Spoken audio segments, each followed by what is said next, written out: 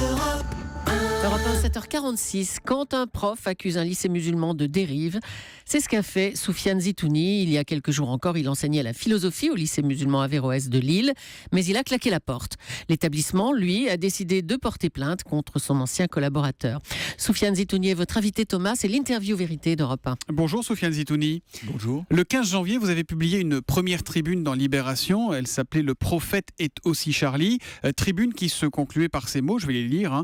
Le prophète de l'islam pleure avec nous toutes les victimes innocentes de la barbarie et de l'ignorance et demande à Allah le pardon pour les nombreuses brebis égarées se réclamant de sa religion alors qu'elles n'ont toujours pas compris l'essentiel de son message. Moins d'un mois après, vous annoncez votre démission du lycée. Pourquoi ? Qu'est-ce qui s'est passé entre ces deux événements ? Alors d'abord, ce qui s'est passé avec cette tribune publiée donc le 15 janvier, il y a un directeur adjoint du lycée qui a pris l'initiative d'afficher en salle des professeurs une photocopie de cette tribune. Et moi, j'avais rien demandé en fait. J'avais juste informé quelques personnes de la publication de cette tribune.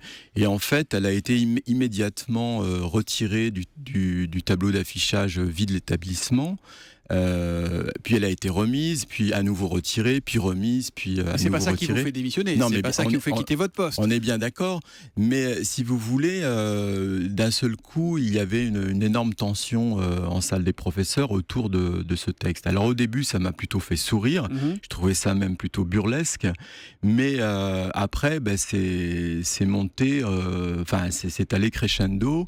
Et alors bon, dans mon dos, les responsables du lycée ont entre guillemets commandé une contre-attaque, une réplique à un professeur d'éthique islamique. Je précise que ce professeur affirme, on peut trouver des textes de lui sur Internet, qu'il est très proche des frères musulmans, etc. Et donc ce professeur d'éthique islamique a donc écrit un texte où en gros il incrimine mon manque de raison et où il tire à boulet rouge sur Charlie Hebdo. Après on peut dire que c'est la liberté d'expression qui vit, c'est bien un échange, sûr, vous avez parfaitement raison, mais ceci dit, ça a été une goutte qui a fait déborder le vase. Mais qu'est-ce qu'il y avait dans le vase avant ? Racontez-nous concrètement. Alors donc, si vous voulez, là, j'ai commencé vraiment à prendre conscience du fait qu'il y avait un double langage dans cet établissement. Alors, moi, j'ai eu des soucis avec des élèves, ça je le dis dans ma tribune. Quel genre de soucis ? Qu'est-ce qui vous ont dit les élèves ? Très clairement, régulièrement dans mes cours, des propos antisémites. Du genre la race juive est maudite par Allah, il y a beaucoup de savants de l'islam qui le disent, ou bien ce sont les juifs qui possèdent tous les médias français et il y a une cabale contre l'islam, etc., etc. Alors, et ça, c'est pas ce qu'on a entendu malheureusement dans d'autres établissements aussi. Et c'est pas le rôle du prof de remettre les choses en place. Bien sûr, mais moi je me suis battu, évidemment. C'est ce que j'explique dans ma tribune. J'ai essayé de démonter tout ça, d'argumenter et puis de pousser mes élèves à réfléchir.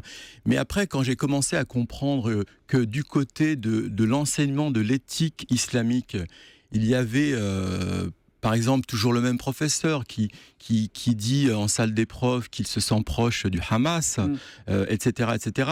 Donc là, j'ai commencé, excusez-moi du terme, mais j'ai commencé à devenir un peu parano et je me suis dit, mais dans quel lycée j'ai débarqué, quoi ? Ça veut dire quoi ? Ça veut dire que vous aviez le sentiment que les propos antisémites des élèves étaient soutenus par une partie de l'encadrement de l'établissement ? Écoutez, quand vous avez un imam, parce qu'il y a des prêches tous les vendredis au lycée, il y a une mosquée au lycée et les cours sont interrompus et il y a le prêche et la prière du vendredi. Quand vous voyez un imam débarquer avec une écharpe aux couleurs de la Palestine, moi je me demande ce que vient faire là le drapeau de la Palestine pendant un prêche destiné à des élèves.